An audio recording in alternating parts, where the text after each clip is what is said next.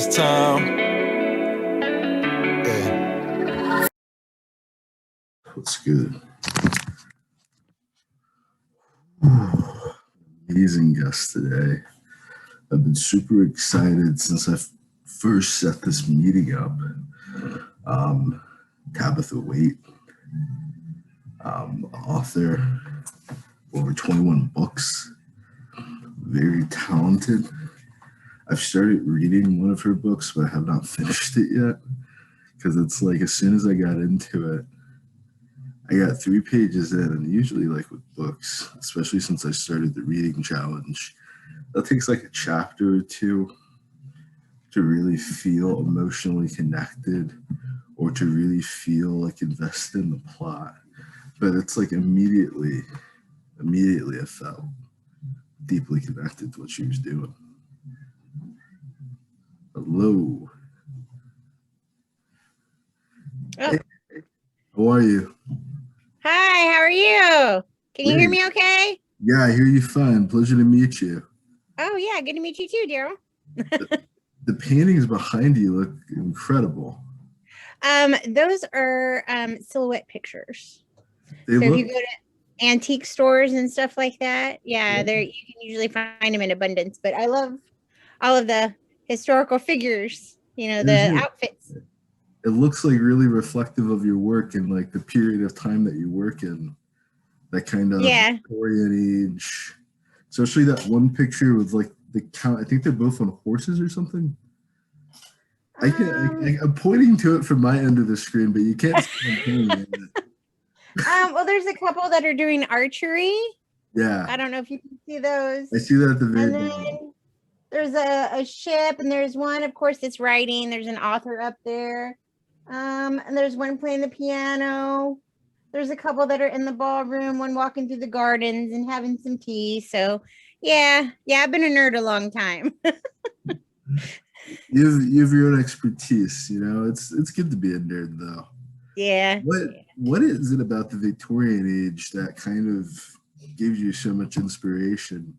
Because you have a lot of books in that time period. Yeah, I brought some of them out. I think that one was the one that you were kind of reading on. The prequel one. Yes. Yeah, that was the prequel. Yeah. But this one, that was actually the first book I had published. Okay. And that is the first book in that series. And I wrote the prequel later. That's a beautiful book cover as well. Yeah, I wish I could say I designed that one, but I can't. But yeah, well, I like the Regency and Victorian, and a lot of people get those confused. Okay, so I know like Bridgerton was like a huge hit. Yeah, my girlfriend loves that. Okay, yeah, I was gonna say, I think everybody's heard of Bridgerton at this point. Okay, so that is the Regency era. That is when you had Mad King George. He was kind of deemed as unstable. Right. And so then his son, the Prince Regent, took over while he was not able to rule. And that was kind of like your time period of the Regency era. And then the Victorian era didn't actually start until Queen Victoria took the throne. And I believe it was 1837. And she ruled for a long time. Wow. So yeah, a lot of people are like, they think it's the same. And it's like, no, really, it's a little bit. That you have the Georgian era, which was actually King George, the Mad King George. And then the Regency is kind of this little area in the middle, like where Bridgerton takes place. Right. And then you have the Victorian. Yeah. But I love it all. I love the fashions and, just imagine going in a carriage ride with that handsome Duke and that show. I mean, who wouldn't want to do that? Yeah, that's a little tempting. or a countess or something. Yeah, and a happy ending. I mean, when I was in high school, I read so many books that were, they were good books, but they were so sad. I remember one of them was Bridge to Terabithia. That was a kid's show. Yeah. Book, but it became a movie. Did you read Bridge to Terabithia? I was actually in like the 5th grade when we were forced to read that book. Oh my God, that was so depressing. I cried. Oh my God. I know, it's like My Girl. Yes. Oh, yes. This is the same type of thing. Yeah. And I'm just like, I'm not going to invest all this time just to be miserable and eat a chocolate cake at the end of this because no. So That's what got me into liking the romance genre, because I'm like, yay, it's always happy at the end. It's always happy. And if it's not happy at the end, it is not a romance. And that is something people will argue about. Just like Romeo and Juliet, not a romance. That is The a tragedy. Yeah, fact. Same way with Titanic. Titanic is a tragedy. That is not a romance. It's like the worst romance. It's like the most toxic relationship you could ever be. Oh yeah. I mean, I'm not going to say that, the character, you don't, as an author, you don't put your characters through tough times, because Absolutely. I mean, that's what makes it good. Yeah, that's what makes you appreciate the relationship. But man, it's got to end with, yay, everything's all good and everybody's happy. You have to overcome that. You touched on a really good point too, that I've actually been thinking about a lot, that a lot of authors use their books to cover some of like the most gruesome sides of life whatsoever. And it's like, Yeah. I was thinking about it last night. It's like we have like this amazing force with Hollywood that can honestly propel us so much further in the future if these amazingly talented people would just teach people something positive. Just give people a little bit of something, because it's like divorce rates are super high. I guess I write romance, but I don't write like the typical romance. So I'm trying to read like more of your work and more of like Diana Rose's work, because I feel like you two kind of embody the romance genre and what people are looking for. I'm just trying to write about couples figuring the shit out, Yeah. It's hard. Well, hey man, that's a good guidebook, because sometimes I read a romance and I'm like, oh my gosh, you just get so mad at him. Sometimes you're just like, if they would just talk to each other, they wouldn't have to go through all that. But it's like super, it's not that simple in real life. You know that. It doesn't always feel that simple, but it always kind of seems like a lot of the bad relationships are self-imposed. It's like, if you just, like you just said, if you're reading the book outside looking in, it's so easy to say, if you just did X, Y, and Z, you would fix your entire relationship. Yeah. This whole book would not matter. But it's like they just exacerbate and worsen the issues. And it's like, it's them making their own life worse. And I'm like, how about I don't do that? And I just help them slowly reach this point where you can see each other eye to eye, you can fix your relationship, and you can feel comfortable talking about the issues. Because it's like, we have so many people that we can help their relationships exist and work and rekindle that kind of spark. And we don't have to like give up on this side. That's why I love Diana Rose's tagline. It's like, where true love exists, or something that, I don't think I got that right at all. But she writes about the expression and the idea of there being this true love, this like idea that you're going to fall in love with somebody, and this is going to outlast debt. This is going to outlast sickness. This is going to outlast criticisms and backlashes from other people. Instead, now, especially since I was growing up, 27 now, so I would say for the first 20 years, I kind of noticed this. It's like everything is about people breaking up. Everything is about it not working out. And then it's like this awkward phase, like, okay, they've gotten divorced, they've broken up, and now the story is about how they have to interact with each other after getting a divorce, and you couldn't just fix it to begin with. I don't know. It's just kind of like what's in my mind. But I just like that point that you made, that there has to be a happy ending. Like, there has to be some form of resolution. So I did start reading. I do not remember the title because I have not finished the book yet. So I'm really sorry about that. Oh, that's okay. No disrespect intended. But it's like The Beginning for the Baron, or basically how it all began for the Baron. Thank you. And it's like immediately within the first chapter, and I rarely ever feel this, and this is why I couldn't finish the book, is I immediately felt this deep emotional connection to the main character and what she was going through. And I'm like, wow, this is like an actual freaking roller. This is going to be a ride. I have to like prepare myself for this. I read like usually nonfiction, so it's like, okay, I just have to get to the. Oh, well, that's definitely something totally different then.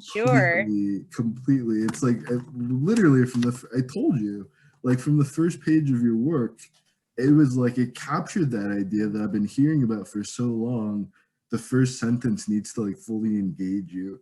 The first page has to fully Oh engage yeah. you. You got to have that hook. And you just throw it like, I don't know. It's like you cast it right out there. There's no like build up or like. Well, that's good. That's good. That means I'm doing my job right. And, you know, I've wanted to write since I was 9 years old, and I'll be 44 this year. So it's just like, yeah, I mean, I have went up and down that writing roller coaster for a long time. And, you know, the more you, it is true. And I've been told this, that the more you write, the better you can hone your craft. You get to, you find your voice, you know, because I used to read and read and read and read and read. And, you know, there are so many great authors out there that I love, but I'm like, they each have their own spin on things. Yeah. And so you just have to find what works for you. And believe it or not, I mean, with all those books and writers and everything out there, everybody has their own way of telling. It could be the same story and everybody would tell it different. That's so true. Mm-hmm. Yeah. So do you think it's just you practicing writing and getting your hours in, or do you feel like working with editors, working with beta readers have also helped you kind of like? Oh, all of the above. All of the above. Yeah. I'm actually going back and trying to rewrite my very first book I ever finished, not published, but finished. And I'm reading it and I'm like, this is horrible. I can't believe I wrote this, and tried to send it out to publishers. I was like, oh my, no wonder I I got rejection letters, you know? Yeah. So as I'm going through it, then, you know, I know it's going to become a better story, but it's taking time. I'm just taking basically the skeleton of the story that was there and then just adding the meat and everything else to it now. Beautiful. So did you go with a traditional publisher, or have you done any self-publishing? Oh yeah. The first 3 books in the Ways of Love series, which was the one I showed you, the Why the Earl. Okay, that was the first book that was published, and it was published by Utopia Press, which is a small press publisher. And to start out, like, I knew I wanted to be a writer, but I had no idea how indie publishing worked. So I was like, I've got to figure something out before I make a fool of myself and throw something up there that everybody's going to laugh at. So I accepted their offer for contract, and I really learned a lot from them as far as like the editing process and how everything works. And then after I wrote 3 books with them, I thought, well, okay, well, let's try indie now. Let's see how we do with that. And oh my gosh, I love it because it's so, I mean, you can pick your own editor, and, you know, somebody that knows your writing, and, you know, and you can pick your own cover art. And I have so many different cover artists I use. They're all, you know, each of them have a different style, just like an author. And oh my gosh, it's just, it's so fun. I have so many covers. I bet I probably got like 25 covers that I'm just like, okay, now I just got to write these books because it's just so exciting. The only other book that I had with a publisher is that, you can see that is The Secrets of Shadows. I can't see the title. Oh, there you go. Oh, that cover looks amazing. That's The Secrets of Shadows. That's my first historical paranormal. Nice. So, yeah. So, and that is published with Soulmate Publishing, which is another small press. So unless you're with like one of the big traditional publishers, you know, everybody's like, where can I buy your book? And I'm like, well, you have to go to Amazon or Barnes and Noble. I mean, it's all over, you know, digital, and you can even get paperback on Amazon. But if you were wanting to find me at Walmart, not yet, but I'm working on it. Yeah. That's cool, because I'm like, let me like formulate. I have to warn everyone that's on this show, like the way my mind works, I'll have like 5 ideas come at the same time, and give me a second to like articulate myself. Would you recommend that most people, because I'm self-published all the way. I have 7 books now. I've done everything self-published, and it's exactly what you say. Like my first book ever, I'm going back, older woman. I'm rewriting it because I've gotten some really good criticism for the book, you know? Yeah. I've had people make really valid points of ways that would improve the story that I just can't ignore, and I can't like It's like, damn, that's a really good publisher. Oh, that is a good idea. Why didn't I think of that? You know, Like this past oh, I get it. I didn't go the traditional publishing route because when I was in my early 20s, I want to say in my 20s, but I'm not out of my 20s yet. So I can't like, I feel like, Oh my gosh. yeah. I wish I could go back to it. Oh my God, I wish I could go back to college too. That'd be phenomenal. Oh my God. Oh yeah. Going back and fixing the story. And I feel like this past year, I've been opening myself up a lot more to the criticism because like when I've tried to give people some kind of critique or form of like the other side of things, it's like I don't feel like I'm saying anything that harmful or saying anything that bad, but it's received in such a way like I'm giving them poison, and it's like, holy crap, this is what it's like. So like, yeah, start with the traditional publishing because I was really in my own head about having people critique the work, having people giving the feedback or trying to change the story, and now it's like years after the fact. I started in about 2015, 2016. So it's been about 5 or 6 years now.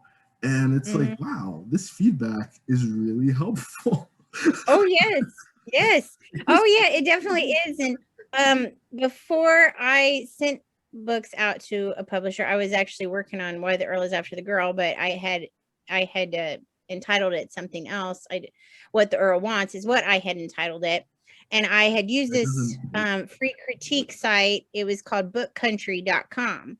And there were people that would critique your work, you know, and some of them, yeah, they were brutally honest. And you're just like, well, maybe I shouldn't even try. I am terrible, or, you know, but then, you know, then as soon as you think that, then somebody comes along and says, oh, well, this is pretty good, but maybe, you know, like you said, you could tweak this part a little bit, but yeah, you definitely need someone to help you go through it, especially when you get to a point in the story and you're just like, where do I go from here now? You know, writer's block. I definitely suffer from that. How about you?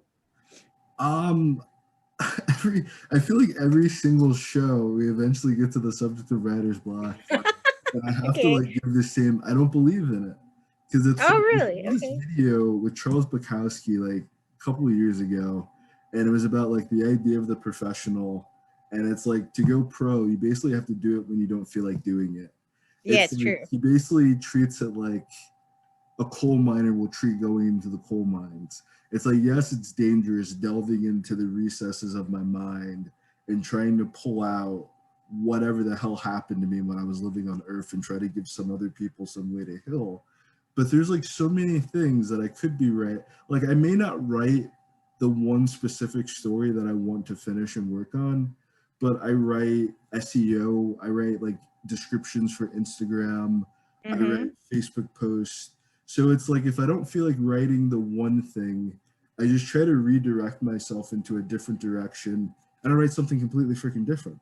If I can't get like a fictional, like Keith Williams was on the show and he said if he doesn't feel sexy, he can't write a sex scene. And it's like, yeah, if I don't feel like true, yes. It's like I have to write for the mood that I'm in. So I don't put like, I feel like when you diagnose something or you self-diagnose something, you don't get a cure, you don't get an answer for it. You can't move forward with, I'm telling myself I have bipolar depression and that's why I don't want to get out of bed. You have to you gotta get the fuck up. You gotta do something. You know, it's like you gotta get up and seize the day. Exactly. When you go to the doctor, you go to like an editor, you go to someone to like form a solution. They don't just tell you what the problem is and leave you with the problem. They have to like solve it. So when I do that for myself, it's like I can't work on this. I have to ask myself like why, like what am I having an issue with? Like the past month or so, I just wrote about 100,000 words of a new story, and I guess that's why I don't believe in it, because I have that capacity to just dump it on the paper, leave it there, walk away for a bit, come back and keep working on it. I haven't finished it's not the last chapter, but it's like the second to last chapter that kind of ties in. The last chapter basically just sets up for another book, so it's not like an ending. So this chapter is basically the ending, and the next chapter is an epilogue. I haven't written it yet. But I haven't written it because I just got news that my uncle passed away. I'm sorry. Thank you. But he was, some deaths are really sad, I feel like, when they're unexpected and you don't see them coming. But when someone's kind of suffering for a while, it's almost, I wouldn't say it's a relief because it sounds really like sadistic and that's not where my headspace is at. But Right. it's like I'm happy for him that he's gotten to move on. He's not suffering. Exactly. Mm-hmm. I would hate for him to still be here for just my sense of comfort. And he's not like facing that sense of comfort. Sorry. Right. Really, No, that's okay. No, but you know, he was a really good guy. personal experiences like that, though, I mean, you know that feeling, you know that emotion, you know that sadness, and that is something that you could work into your story because you can relate to the character that you're writing because you've been there, you know. Absolutely. Mm-hmm. Absolutely. It like takes me, because some people can, like, they can write a book of their own personal experiences like that. Like they couldn't wait to tell the story. And like for me, I have to like I have to understand how I feel about it first. Right. You know, because Right. it's like it's I can't give like multiple perspectives on something if because I usually write from like more than one POV. I can't do that Mm-hmm. unless I have some kind of piece or understanding to give more than just my perspective on something. I don't know. It's just hard for me to write about. I write about myself. I write about what I go through. But I Mm-hmm. told someone like, like I consciously, subconsciously write about myself, but I have the decency to make it about a fictional character and add explosions. You know? I have Yes. that courtesy to people that read my books that there's at least 1 or 2 degrees of separation, that this just isn't completely about me. Right. It's like it's hard. I feel like it's a little harder for me that way. Like there's a piece of me in every single one of my characters, but like I can't say that my main character is me. Like I can't Right. take ownership, put on that coat, and act like I'm this badass superhero character. It's not. I'm not that guy. Yeah. Yeah. I get it. Cause I'm definitely not a duchess. I mean, I grew up in a Maybe a small little town in Missouri. So it's like, I would have no clue about doing that. It's just research that I've done. And it's like, oh, okay, well, let's just take a walk in her shoes. But then I'm like, oh, well, she might trip or something. Now that's something I would do, make, yeah. look like There's an like idiot in front parts of everybody. I could do that. and fall in love, things of that nature. I imagine a All lot right. of the tropes that you. But ultimately, I feel like there has to, for fiction at least, when people are doing something a bit more autobiographical, I don't think it takes away from the story to focus, and that's the focus of. There's basically a tool for every job you have to do, but I feel Mhm. like with fiction, people are looking for that real like jump into a new world, like they want to escape from reality entirely. So I feel like focusing too much on like you can't escape reality by walking in my shoes for a day. Like that's Right. let's both get out the fuck out of here for a Well, little.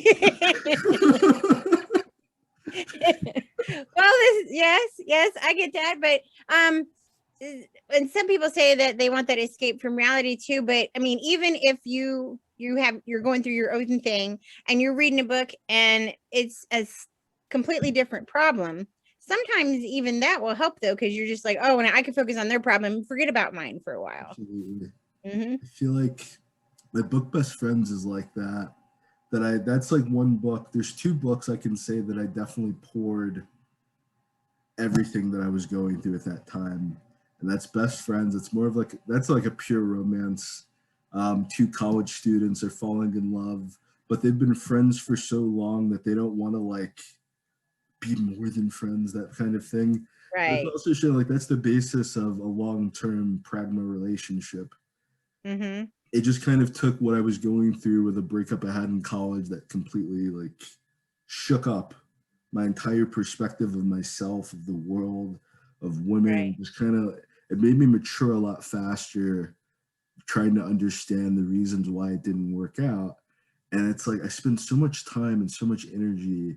What is a solution that I can give? Like if I was going to meet myself in college while I was in that relationship, what is something that I could have gave myself to either save my relationship or to have just saved myself, saved my life, and set me on the right pathway. So I do agree. That's why I wrote that book. And then with another book, Wealth, Health, and Success, I had just lost my apartment. We got evicted. And it was like, I don't know if you've ever been evicted before, but it's like this dreading, long, excruciating, agonizing process of maybe they won't kick us out, maybe we'll get the money, or maybe, Right. and it's like, you should have just planned to just fuck out. Like as soon as you got the first notice that, hey, you're late on rent, you should have just avoided the entire thing. Just came up straight with them, let them know what was going on, because you're going to go through the same process regardless. Right. And it's like we didn't understand that. We didn't understand finances. We didn't understand money. We didn't understand that working the kind of jobs we were working weren't going to get us the results that we wanted. We were basically working to spend money. We weren't working to invest. We weren't working to save. We were just doing it. Was like fucking slavery. We were just doing this shit to be doing this shit. It's like people go to college. They go to college to get a great job, and they get the great job to pay off college. It's like this revolving door system. Yes. Once we lost the apartment, I was living with my uncle. He's like a truck driver, so he's never inside his apartment. He didn't know that he had mice.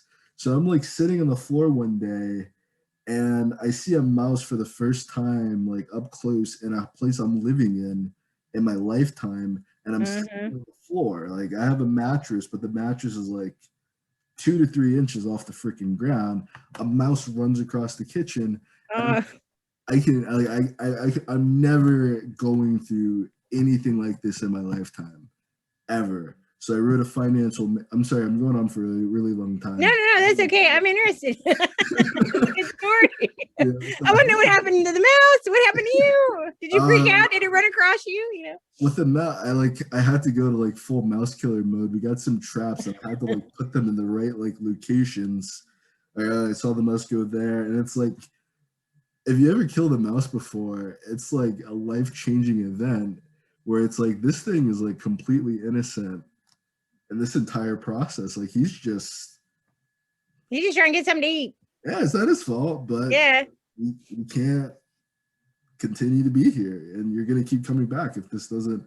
It's like really brutal. I felt like real correlation with some of my characters, but I had to write a personal finance book for myself, and it's like the more I was learning about finance, the more I was hearing about people's financial issues. I'm like, wow, like nobody knows what the fuck is going on with it. And then I started definitely like, live and learn. Dude, for real. And then you start hearing the experts and you start hearing their advice. And you start hearing the advice that they start giving each other. And it's like, wow, these guys don't know what the fuck is going on.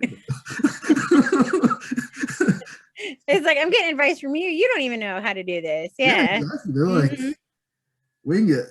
I heard one guy ask Warren Buffett, like it was like a woman and a guy, and the woman told them that they got like $5,000, and they thought this was like $5,000. This is like the most money in the world, and Warren Buffett just had no advice to give them for investing. I'm like, you're the richest guy in the world, and you can't tell someone how to invest $5,000. Right. Like, no guideline for middle class poor people. There's no help for. Because they basically profit off of us not knowing anything.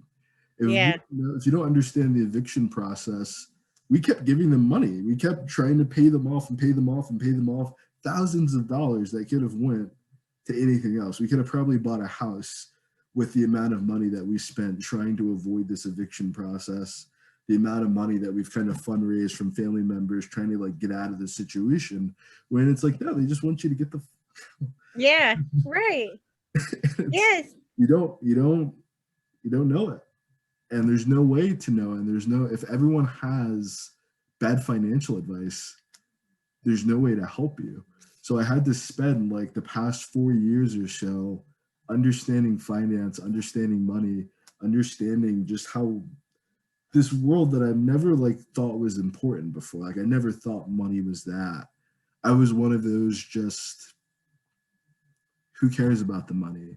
or people are too focused on money, or people are controlled by money. Yes. And it's like, yeah, there's a good reason for that. Yes. Yes. It's not Yes. just, it's not them, you know, they have no control over that. It's just, that's how they perceive the world that they live in.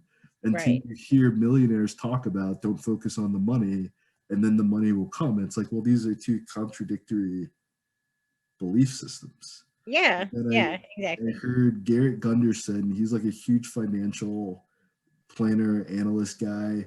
He basically helps rich people manage their money because they don't know what to do with it. People basically get a crap ton. They start making $100,000 an hour the first time in their entire lifetime. They have no idea what to do with it but spend it. So they make Yeah. $100,000 a year, but they spend about $95,000 every year, and it's just like they're living off of $5,000. Like there's a huge gap in it, and we think that a lot of people are making these amazing incomes because of luck or because of just chance or because they went to college. Mm-hmm. But there are people that actually have learned how to master finance. Not Right. everybody that has a lot of money knows what to do with money. And it's like I just had to do something for other people that I didn't have to live in a world where people were just being essentially just taken advantage of because they know nothing about money. Even Mm-hmm. payments on a car, how a late payment on a credit card can affect your credit score. Oh, definitely. Yes. But you think it's like not from our perspective, it's like, oh, I don't have the money right now. It's not Right. that big of a deal. They don't care that you don't have the money right now. Yeah. And they don't care what you're going through. They're just like, I need my money. I need my payment. Even if it's Yeah. $30, like they don't care. Yeah. Billion dollar company. If you're missing $30, they're still gonna punish you for it, no matter. I don't know. I just had to like grow up really quickly. So I agree with that point. I definitely did have to take some life experiences to help other people because it just felt wrong. I think that goes full circle with what I brought up before too, is that we can definitely use writing, we can use movies, we can use a lot of these arts to help people. Like Mm-hmm. everything has to be a dystopian novel. Well, yeah, and another thing too that kind of going on that too, like some people get tired of seeing a duke in a romance novel. You know, there's just like how many dukes, you know, are out there. And so there, I mean, I'm like, that's true. And so I had actually written a couple stories about people that were, you know, that were living on hard times. There was let's see. I got it here. Okay, so this one, The Piper's Paramour. That was actually, it was a fairy tale retelling, but she was a photographer in Victorian England, and he was a rat catcher, but he was also a veterinarian. So there's you something for your mouse. You might want to read that one. Get you a pipe and figure out how to catch it. But man, I have it up here. Okay, this one. I Promise Beneath the Kissing Bough. Okay, this one, he is a cordwainer, and a cordwainer is someone that makes shoes. A cobbler is someone that fixes shoes. And so I just thought that was a neat, interesting tidbit, and I like the word, so I was just like, I'm using it. Okay, and she was a washerwoman, and her mother was sick, and she had to take care of her siblings, and you know, and she gets a job working as to help with the you know, making the shoes, just to kind of have a good Christmas for her family, because you know, they're poor and they're making ends meet and stuff like that. And a lot of people really said they liked that book because it was something different. It took you out of that glittering world of Bridgerton and the ballrooms and everything, and it's just like we became normal people, you know. And a lot of people resonated with that because it's like the finances. They could understand. They're like, oh my gosh, have I been there, you know, trying to make a good Christmas for my kids. Absolutely. You take them underneath Downton Abbey, you get to see how the people underneath the floor. Yes, exactly. Did you like Downton Abbey? Oh, I love Downton Abbey. Nice. Yes, I would love to go to England and see. I can't think of the name of it right now, but I would love to go see where that was filmed. Beautiful. Yeah, I watch all the period dramas, Poldark, and man, I can't even think of them all now. But yeah, if there's anything on PBS or something, I'm like, oh yay, I gotta watch it. Have you considered writing anything from like the Medici era, or like that kind of I guess it's a little older than the medieval Victorian age, like kind of like Yeah. that ancient Roman time period, or is that just not of?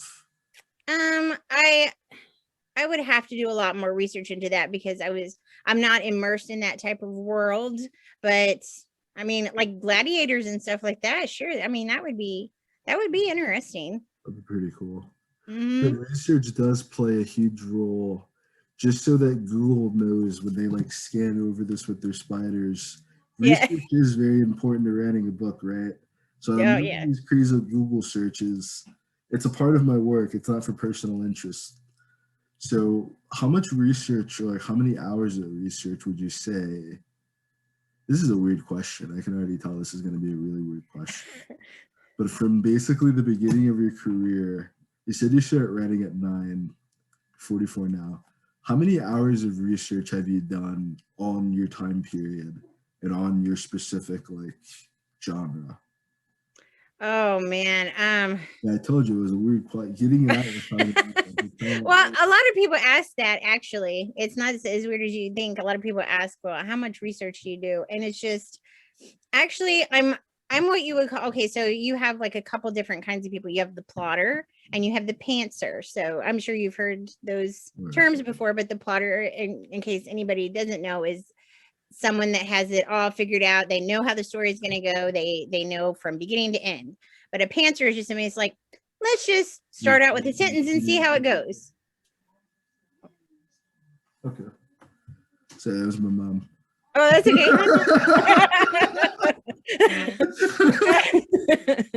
That's okay. Hey, we all have families, right? Yeah, I just told everybody, stay in the other room, leave me alone. Keep the dogs quiet.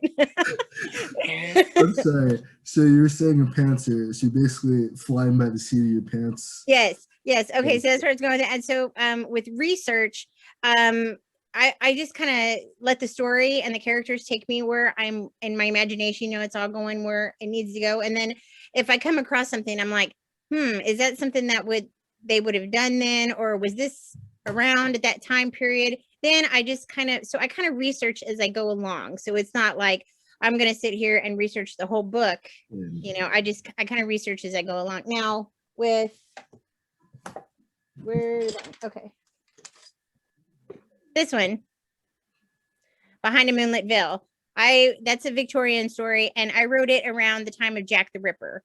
So I did get a book, and I did a lot of research beforehand because I love the kind of the interesting, morbid, vintage, weird kind of facts that you find. I just think that's so interesting. And you always think about it being such a proper era. Oh no, it's it's not as proper as you would imagine it would be.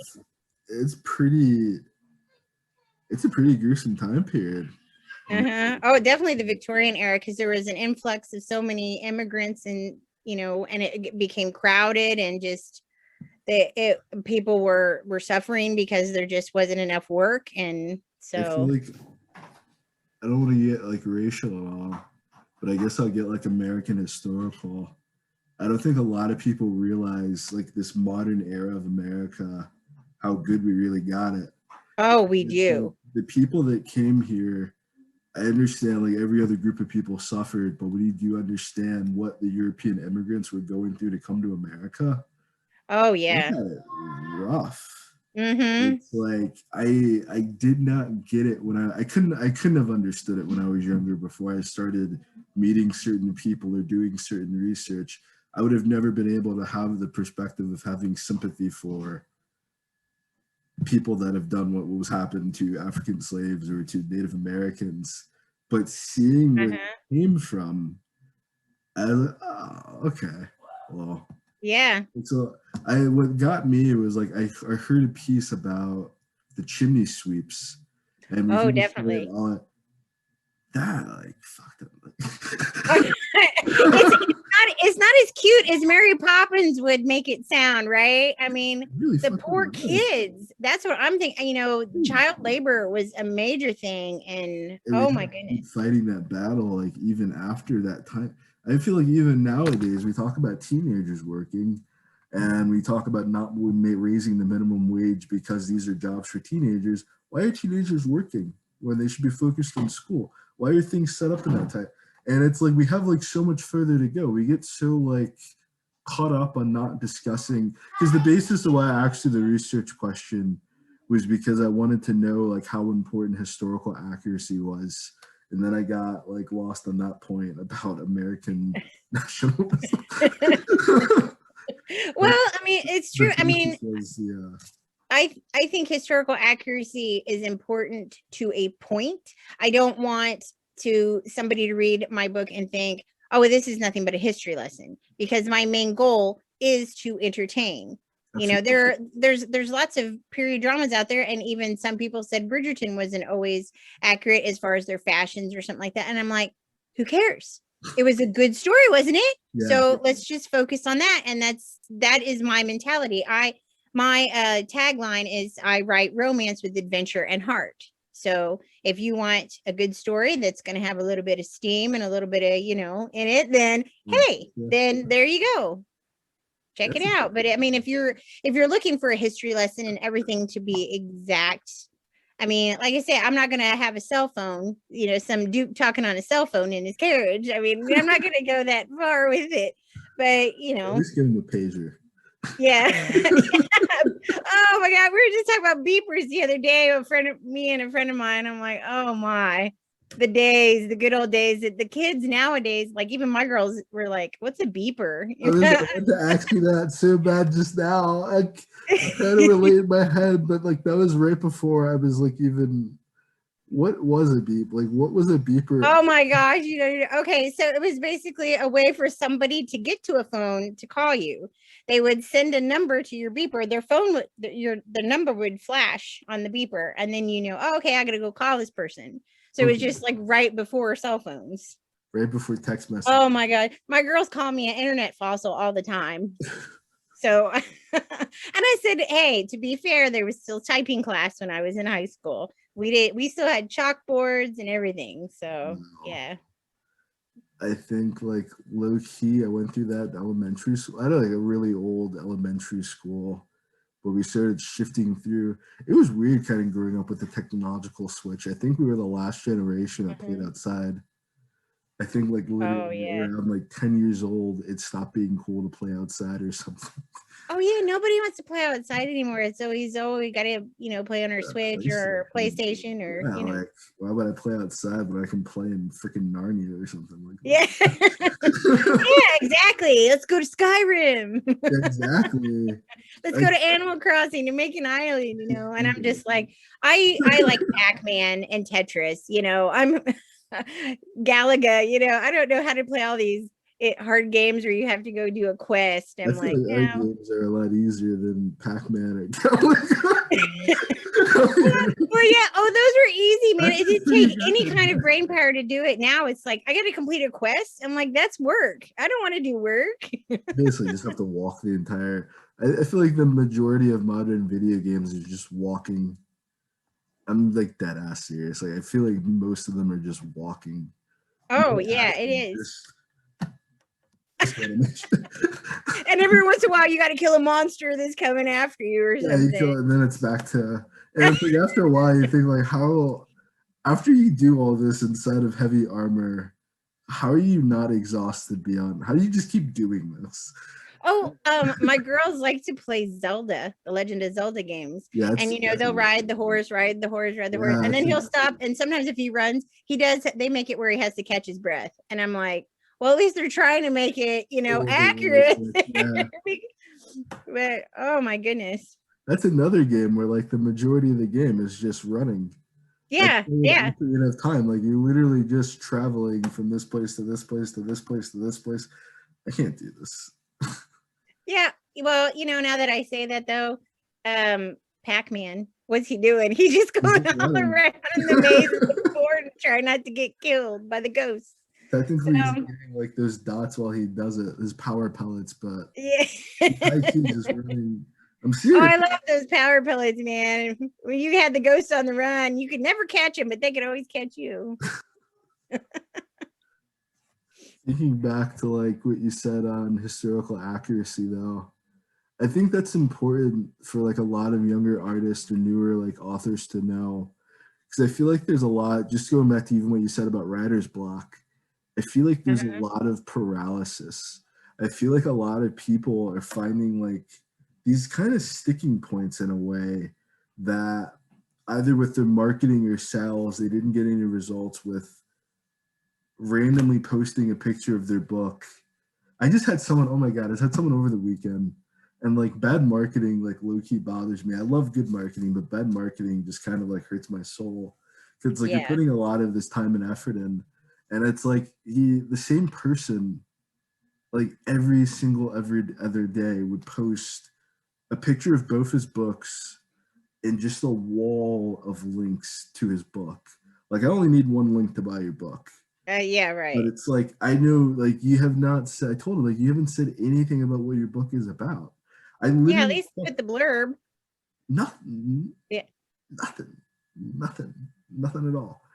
It's like, I literally took what he put into Microsoft Word to check the word count. He had 35 words and none of them were used to describe his book. And I don't know, I just had to kind of ask him, like, what are you doing? Like what is the purpose of this? People aren't just gonna go, oh well, I'm just gonna go buy this book. They gotta know, oh, this sounds interesting, you know. That's what makes them want to check it out. I think that's why it's important to be a good reader, even though you said writing is super important in the process. That's what we're doing. You have to get better at that. But I feel like when you are like a reader, I don't know, I feel like reading really tells you how to be a writer. I feel like it solves like the whole thing, because not every book is super historical accurate, but it just sticks close enough to honor the time period essentially. But it also serves me, now that I'm talking to readers, I'm sorry again, I'm trying to like formulate a thought in my mind. I'm like at least it's still on the track. A lot of times mine jumps it. This is how I've kind of, being honest with people about it has helped me kind of like, because we're having this conversation for the first time. I don't have a script or anything. I didn't plan what I'm gonna say to you, so I gotta take a second to like get it into my head. It's my first time living in this time. But like even in that kind of case and situation, it just felt like if you yourself was a reader, would you not have like, how would you have responded to it? Sorry, that's my son. She has it under control. Hi, son. My mom today, but my son today. Pretty soon Amanda's gonna come by. I don't. Might as well just visit now. But I felt like if, like, as a reader, like, why would that have worked? You know, sometimes people struggle in like this industry, or like they struggle in like their writing over things. I think quotation and punctuation are like the two major things that I hear people kind of complain about, kind of holding their writing back, is they don't know how to write dialogue, or they don't know how the grammatical rules of quotations work. My son has a great grasp of quotations. He's got good dialogue, right? Yeah, he's great at dialogue. He's gonna be a hell of a talent one day, I imagine. He's only 21 months, so it's like there's no controlling him. Oh, sweet. I guess. My girls are 20 and 14, so I miss those days. Oh my God. That's why I'm like, really, I try to be super patient, because it's like, I'm never going to get this. There's some times where like, I really want to yell at him, and I'm just looking, I'm like, I'm never going to have this moment with you back again. I know. And then they do something real cute, and then you're like, oh, well, I'm not mad at all. You just do whatever you want. It's okay. There's one day I said that to him. Like I think he spilled something or something, and he was like crying. No. I was trying to put him to bed, and he didn't want to go to bed. And he was crying, crying and screaming. And I just like rubbed his leg. I'm like, you know what? I can't even be mad, because you're never gonna be this sad again. And he saw me get sad, and he like stopped. He's like, oh no. Hey, that works. Reverse psychology. There you go. I had to learn something from my dad. Yeah, there you go. You always think about that. Like, I can't hit you, kids. I gotta like find another way to reach you. Yes. I don't know. Yes. It's a big deal. Like, you shouldn't be hitting people. Damn, we were on the train. We were running down the track. Oh, you're talking about dialogue. You gotta pass by the stop entirely. No, it's fine. I couldn't even like figure out what I was gonna say, so I can't even like recollect the question. Was Like it you were talking about dialogue and that? I was talking more so about like I wanted to like segue into like kind of things that hold writers back and cause that kind of like action paralysis. So I think dialogue and quotations is one. I Oh, I think see. the idea that you need to have like 1000% perfect punctuation is another. Like I'm learning that you definitely need your book to be well edited enough for people to have some Right. sense of clarity, but Mm-hmm. also you don't have to pay someone $1,500 if your book is not going to sell. It just Right. doesn't make Right. any sense to upfront the editing and not upfront the marketing. But I just kind of wanted to segue into like ideas and things that kind of like cause that action paralysis. And I think like one of those like top major things would also be the idea that your book has to be 100% accurate, or every single fact in the book has to be true. And it's like you have to do hours of research if you're going to be a historical fiction writer. And I don't know, any ideas about that or things that kind of like hold people back from really crossing over into the next level of writing? Because you have a lot Mm-hmm. of people that they'll write a book and they're afraid of publishing it. They're afraid of even just self-publishing it and putting it on Amazon for people to Right. see. It's like they're holding it back, but then they're also saying that they want to make a living off of writing. And it's like you can't make a living off of something that you can't. You're not even putting out there for people to Exactly. see. Mm-hmm. So yeah, Yeah. Well, I think that for the most thing, I mean, if this is something that you want to do as a career, I mean, you've just got to do it. You have got to stick with it.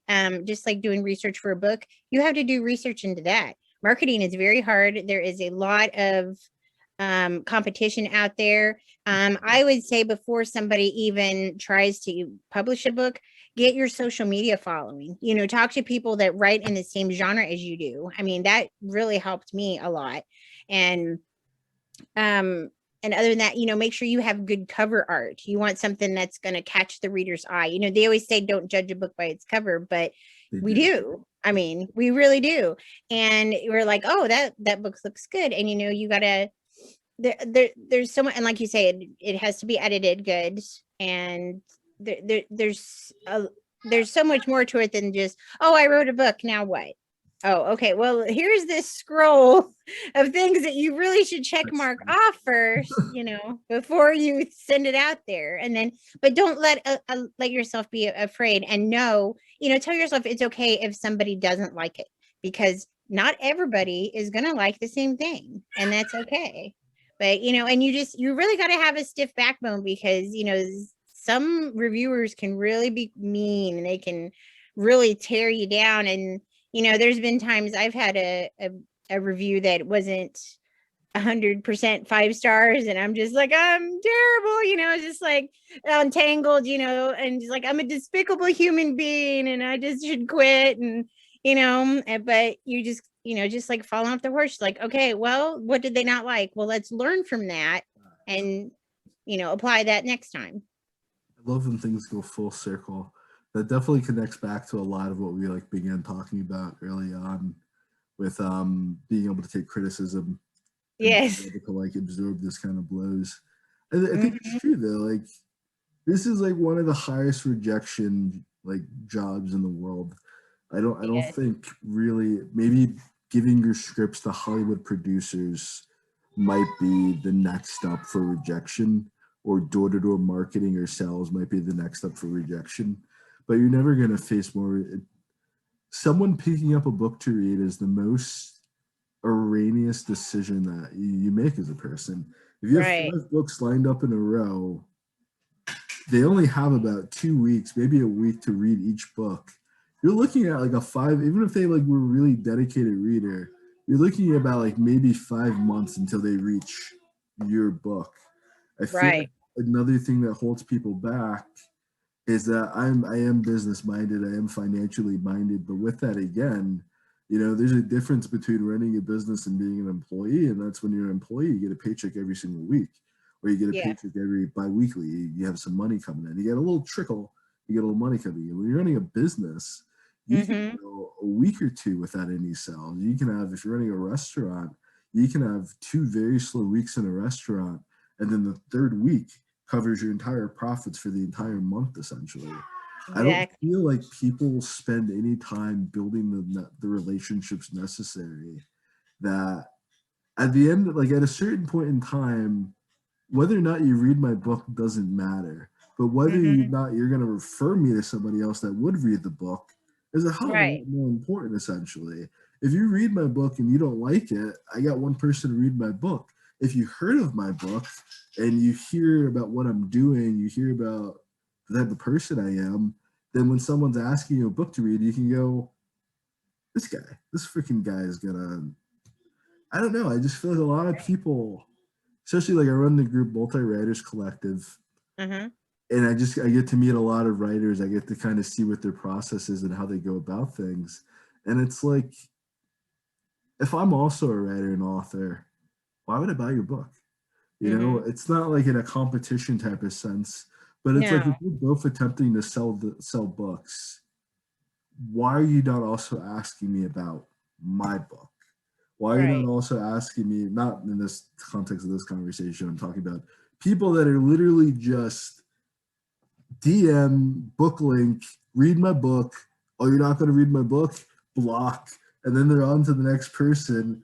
And it's like, No. how do you No. give me a No. month? Just no. But that's really happened to me. Yeah, I know some people are like that, but I don't agree with that. I think that, I mean, I don't agree there's with millions and that. there's millions of people in this world, and I think that there's probably enough that it can all go around. Just because you like Jane or Emily's story doesn't mean they can't like mine. Absolutely. It's just, and if somebody has a sale or a new release, I'm more than happy to share it because I'm like, you know, we're all in this together, really. Just like if we're all working at McDonald's, you wouldn't want somebody to slip in the grease and fall and hurt themselves. It's the same kind of concept. We all, need to help each other out. You would hope so, but I've worked at Burger King before and they're not that friendly. Oh no. Oh, don't tell me. And I don't mean that people shouldn't support each other. That's not my point. But one of the things I started doing is like a review for review is like if we both have a book to read, we both need reviews. Why just focus on the one side of things? It's like I feel like they're almost too focused on just them. Like you have an Mhm. infinite amount, not really an infinite amount of time, but you have a lot of time on the earth to read whatever it is you really want to read. So even if Right. you do have like a 100 book to be read list, Hmm. I guess my point is more so connecting back to the idea again that to be a good reader is to be a good writer, yeah, but also Hmm. just like acknowledging the fact that most readers that are actually avid readers are not going to read your book anytime soon. And like you have to focus more so on the relationship with those readers, focus more so on the relationship with other authors. Because even if Right. someone's like deeply immersed in writing a new book, you have to have some sense, like it can't just be, you're not going to read my book today, or I didn't get any sales this month so I want to quit and the whole thing is BS and everything. Hmm. That's more so what I'm trying to adjust. I mean, trying to address, not trying to adjust. I guess trying to fix in some ways too, but that's more so like my perspective and point of that, if that makes any sense. Yeah, yeah, it does. Like you said, even if they are really big readers, I mean, they have to have a reason to like your book. I mean, they might like how it sounds, and they might like the cover of it, but that's why I feel like social media is important too, because these people want to know that you're real. They want to know that you're not just, they want to be able to connect with you and have some kind of talking relationship to know, hey, well, they're a nice person. Well, maybe I'll try their stuff, or you just you got to have a relationship with these people. You got to connect with them. And honestly, I love it. I mean, I love going to of course I didn't get to go to anything last year because COVID happened and everything, but I've gone to tons of reader events, book signings and stuff, and just I don't even care if I sell one book. I love the interaction talking to the people. I'm really glad you brought that up because I was looking at your website and that's like one of the major things that stood out to me was a lot of the niche events that you go to, like the steampunk event, you have Yeah. like, I think like a medieval ball or something like that. You guys had like masquerade mask on. Oh, I am always dressing up. I have That's so many costumes in my closet. It's probably more than real clothes. Yes. how often do you do that? Or I wouldn't say now, of course, because of COVID, but before COVID, how often did you get an opportunity to go to these different events? And how often would you recommend that somebody just goes out and interacts with people that they know like the same thing that they do? Right. Well, just like the steampunk festival I went to is actually in Hannibal. So it's like Mark Twain's hometown or whatever they talk about. Cool. And that's only like an hour and a half away from me. So I mean I didn't that wasn't a book signing, that was just for fun. Mark Twain's from So Missouri. huh? Mark Twain's from Missouri. Yeah.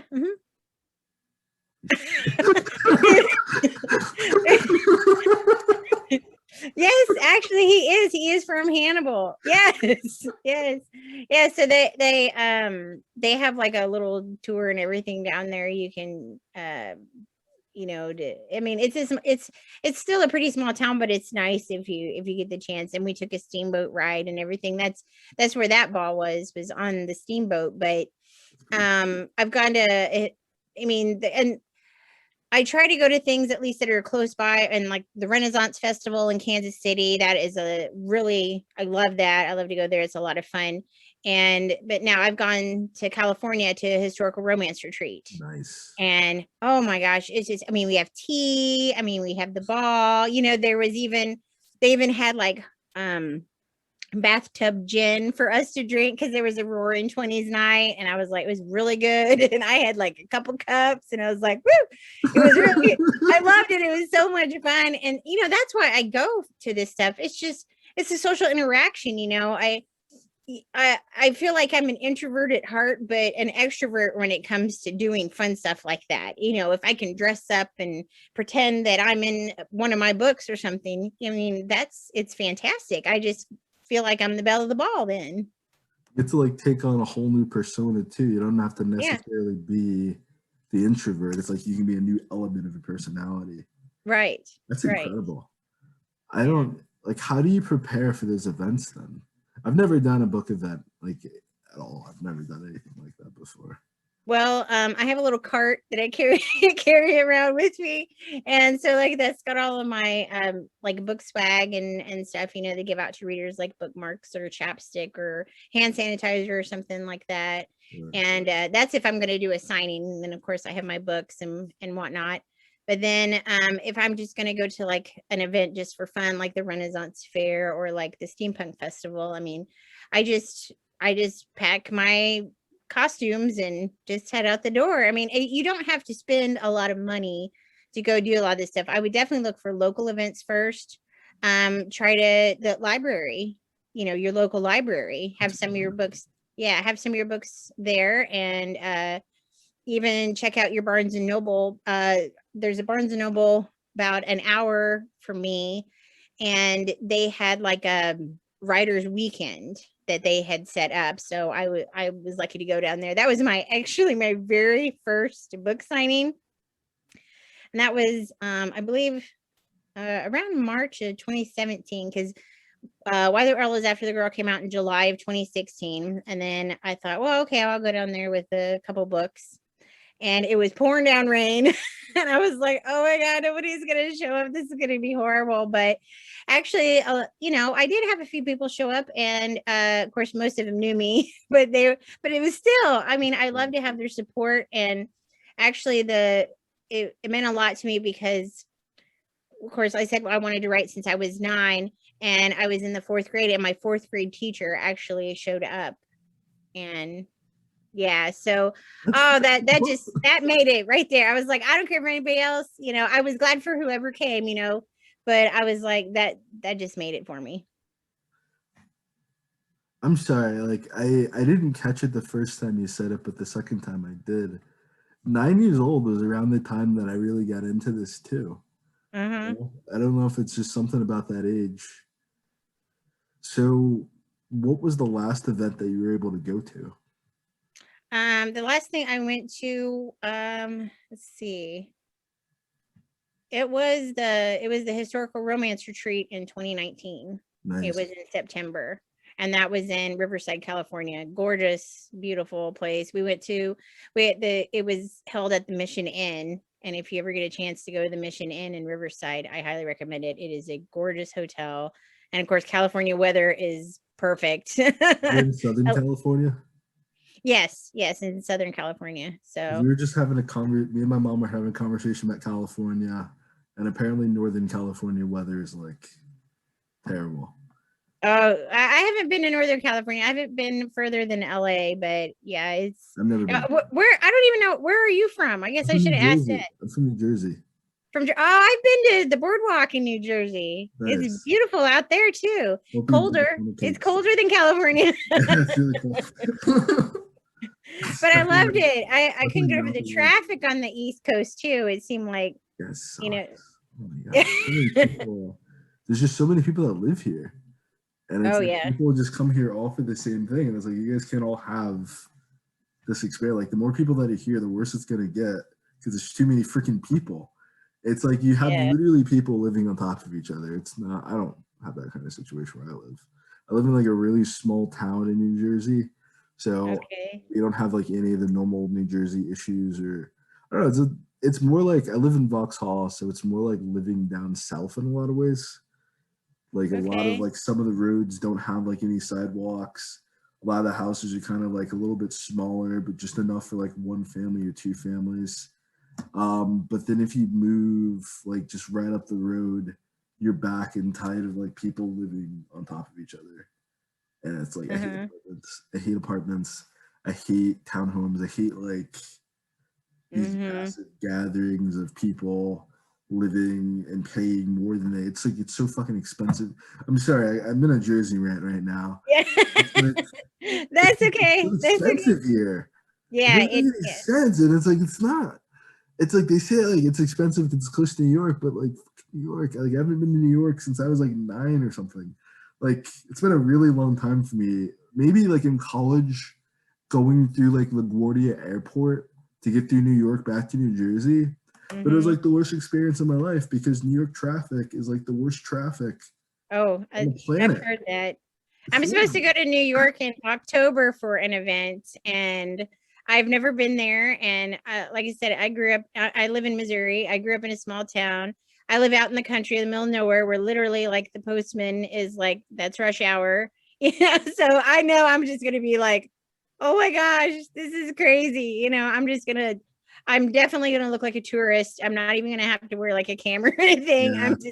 I'm going to stick out like a sore thumb, but I can't wait for the experience. I feel that's one of the bit. I can't like just bash something without saying anything positive about it. That's just part of my personality. But New York has like so many people there.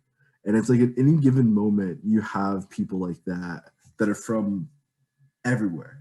Like they're from any part of the world that you can imagine. That I feel like to be a tourist is almost to be a New Yorker in a sort of way. That there's constantly people coming to see what was built there. Because it really is an incredible city. I won't even lie about it. The Statue of Liberty and Ellis Island. I mean, I can't wait to go visit that because ESPN zone, like the Buffalo Wild Wings in New York, like everything, like any restaurant that you have anywhere else in the world is not this. In New York, it's like a spectacle. Like the McDonald's in New York is like, it's a movie theater. Like I don't know, I'm exaggerating. It's actually an event, probably. Exactly. That's what I'm going to look at it as. It's like, I don't know. It's like everything's just completely different up there, and that's why I don't like it, because it's more expensive for that like spectacle. Like I feel like it's a gimmick almost, and it's just a gimmick to get more of my freaking. Because I already deal with that in New Jersey, it's just a gimmick to get more money out of me. So I moved from one neighborhood, and now everything is $5 more expensive in this neighborhood. Because $5 adds up to keep people out that can't afford to live in this neighborhood. I don't want to live like that. I have to pay more just to not live around a certain type of people. I don't have that kind of like weird fucking mentality. I just want an affordable place to live. You should move to the Midwest, and because things are actually pretty cheap here. Of course, it's boring. I mean, you have Kansas City and St. Louis is on opposite sides of the state, so that's basically your bigger cities. But I don't live near there. It's like 2.5 hours to get to an airport. So either way, I used to live in Ohio for about 5 years, so I've had a little bit. People are a lot nicer in the Midwest too. Like, oh my, I love the Midwest. I've had a few friends that are from, I believe it's Tennessee is right underneath Ohio, if I'm correct. Or Kentucky? Kentucky, yeah, thank you. Or maybe Tennessee. Okay, no, it's definitely Kentucky. It's definitely because they're from like Southern Ohio, and it's like that area was like Kentucky, Ohio. So yes, Kentucky. Yes. Well, I've been to Louisville a couple of times. That's a really nice town. And actually, they have a Jane Austen festival every year, and I've gone to it twice. It's in July, and I tell you what, wearing a dress and a bonnet and everything in hot July, it's murder. But oh my gosh, but it's so fun. It's just that same kind of, ambiance and, you get to experience what it was like during that time period. Yeah, it's like a Regency Comic Con. For real. So who is your favorite author, or who like inspires you the most? Oh my gosh! You brought up Jane Austen now. And are you more of a classical girl? Are there any like modern authors that you like? I appreciate the classics, just like Jane Eyre and like Wuthering Heights, which I wouldn't call it a romance because it's sad, and I would call it a tragedy, but I still enjoyed it. But I do like more of the modern twist. A lot of people talk about Georgette Heyer, and how she's kind of like a writer, kind of like Jane Austen as far as the Regency, but I like the newer twists. I like Tessa Dare. She's got a lot of good humor in her stories. I love Sabrina Jeffries. So there's a lot of new authors that I have on my shelves. And of course, I like Julia Quinn and Lisa Clay Paz. And man, the list could go on and on and on, because like I said, everybody tells a similar kind of story in a totally different way. Absolutely. And they're all wonderful, all fantastic. But I like the newer ones because the older books, they didn't have the open bedroom scenes. And if you don't know what an open bedroom scene is, that's where you're describing everything in detail, that what goes on behind closed doors between your couples. And to me, I just feel like I like books like that because I feel like that's part of the relationship. Eventually that's where it's going to lead up anyway. Word. And not everybody likes that. Some people like it to be like a sweet story, but if you're going to read mine, most of mine are you're going to know what's going on. But I haven't heard the term before, like open bedroom scene. Okay, so we're just basically where you're describing sex scenes. Oh. Yeah. So you're like, okay, yes, interested. Yes, and so a lot of and then you have the books where you call them sweet, where it's just like maybe just a kiss in the story and that's it, or the door closes and fade to black, basically, so you don't know what's going on. Use your imagination to know what they were doing. Yeah. I didn't know there's a term for that. That's like all my work usually gets to a point where these kids are gonna be going at it. Yeah, exactly. And then you have like more erotic stories like 50 Shades of Grey, and how something like that where it gets a little bit more every scene is involved. Yes. That's cool. I didn't know that was even I guess it makes sense too, because a lot of things used to be a lot more censored and a lot more downplayed for a wider audience.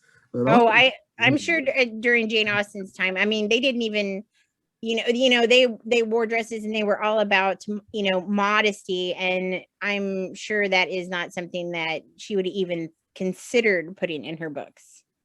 But if you watch, like when, I don't know if you've seen Bridgerton, like I said, but if you watch Bridgerton, it's like, they have the love scenes there, and it's like, yes, because we want that. We want to know what's going on with the couple. She's a Bridgerton gal. I watch Game of Thrones. Okay. I've read like mostly every single book. I have not gotten to any of the newer ones because the show already came out, unfortunately. I guess I kind of that actually with that. The show went past the books because my uncle he loved Game of Thrones. He Yeah. read the books religiously and he liked the show. I think he was like everybody else, wasn't really happy with how the ending was, or you know, that last season everybody talked about, but but because you don't know what George R. R. Martin would have like wrote, so it's like you don't feel like it's integral to the books. But my perspective, if it never happened in the books and they only have George R. R. Martin to work with, it's more than likely what was going to happen in the books. I know they took like some liberties and some changes. I just rewatched when I was doing the marathon of writing like the 100,000 words.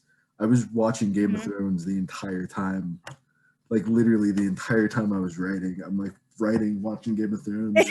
Good inspiration though, especially if you're writing that time period. Yeah. I was writing.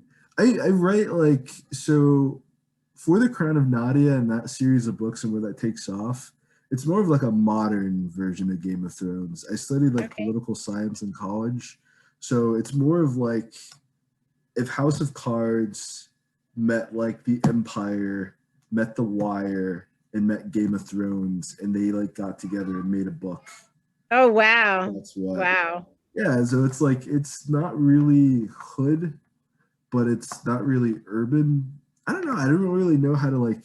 For the longest period of time, I didn't really know how to classify my book as a genre because I feel like it's romance, it's action, it's kind of like a Neapolitan ice cream of a book, basically. That you get a little bit of everything that you want, but then it also kind of feels like people that like romance aren't usually the same people that like massive gore scenes, and people that like really violent, actiony type of stuff don't really want to read 10 chapters about this budding romance that's going on here.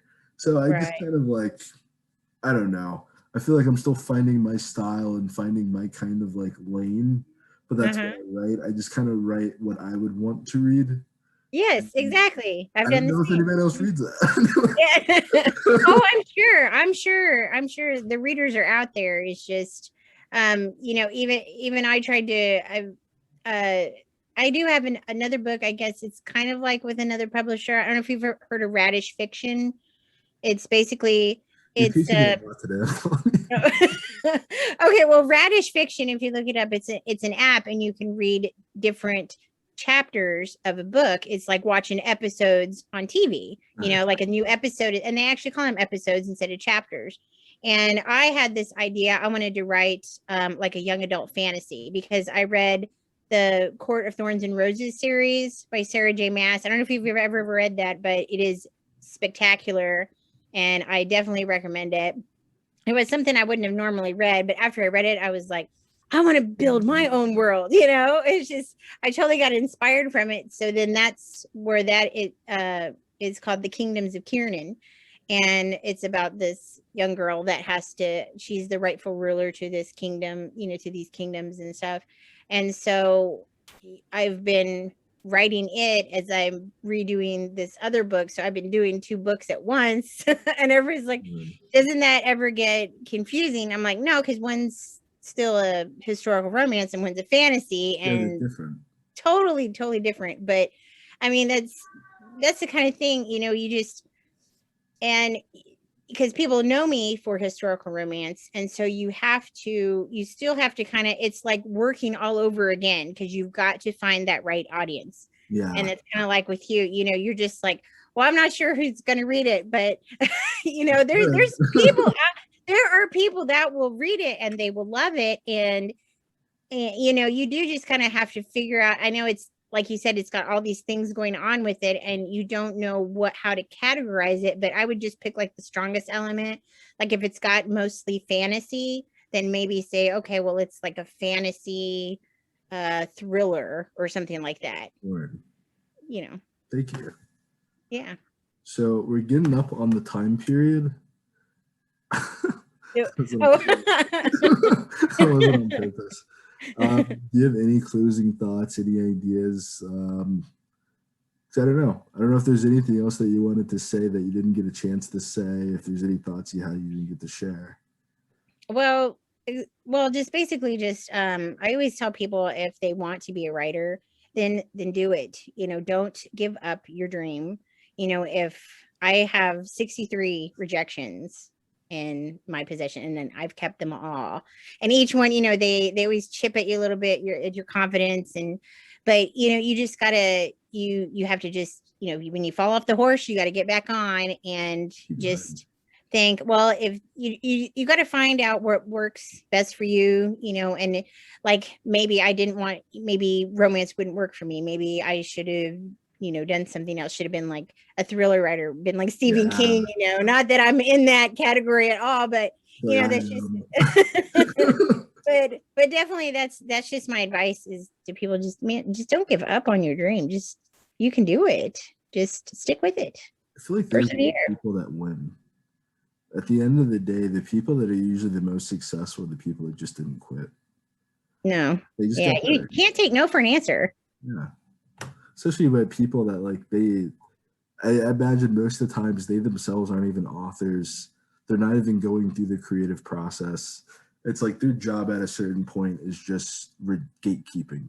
I want to say rejection, but I think it's just gatekeeping. It's just keeping a certain, and I think it's good to some degree too. So I see like some of these books that come out that make it to Kindle, that get published. A lot of them aren't really all that. Had they gone through a traditional publisher, they wouldn't have been accepted.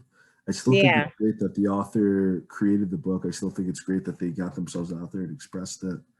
But I do see why, and I couldn't see why at first. I really could not see why when I was 19 or 18, why the industry was kind of set up the way that it was. But now I get it. Right. Well, and you don't want to just put a book out. You don't want to just throw a book up on Kindle just with the fact, well, I'm going to make a bunch of money. You have to love what you do. You don't want to just throw a book up there without any kind of, not marketing, but any kind of, you want to be proud of what you're putting out there. You don't want to just throw it up there just to throw it up there.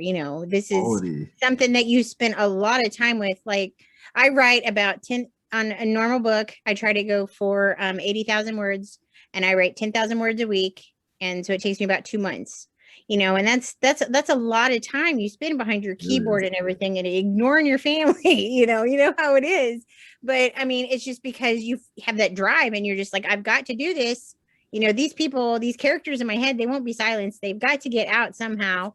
And I mean, that is what you need. You need that kind of drive. You need that mentality. You think, even if I don't sell one book, like you even said, I write the books I want to read. You got to write for yourself too. Absolutely. Well, I want to thank you for coming on. This has been absolutely incredible. And I hope in the future, feel free to come back on sometime. Maybe have you on with some other people and you can help out the next generation of authors. Oh, yeah. You had a good time too. Yeah, it was great talking to you. Great to actually talk to you. It's so hard to text and, really get to know people, and it's great. That's why I made this show, is that I just wanted to network with other authors, be able to because usually we don't talk to people, I would imagine. A lot of us are really introverted. So it's nice to have that kind of social interaction. And I want authors as friends that know what I'm going through. Because the people around me don't understand. If I give you my book to read, I expect you to finish it that day. I don't expect you to take a normal amount of time to read this book like any other person would. I need you to read this 100,000 page book now. 5 minutes. Oh my gosh. No. Oh my gosh, yes. But again, thank you so much for coming on, and it's been an absolute honor. I've learned a lot from you today. Yeah, same here. Yeah. Video will probably be on tomorrow around 11 o'clock. So I'll tag you in it. Please share it with people. Oh, definitely. We'll do. That's all. It's just kind of going to cut out now, and I don't want to be rude, but. I know. You got to do what you got to do. That's fine. Is she going to hang up first? Am I going to hang up first? No, you hang up first. All right. Have a good day. Okay. All right. You too. Bye-bye. awake, go get my cake, I ain't taking no pay cut, know that I'm wildin'. It's time to wake up, and go get my cake up, I don't break up the makeup, know that I'm out here.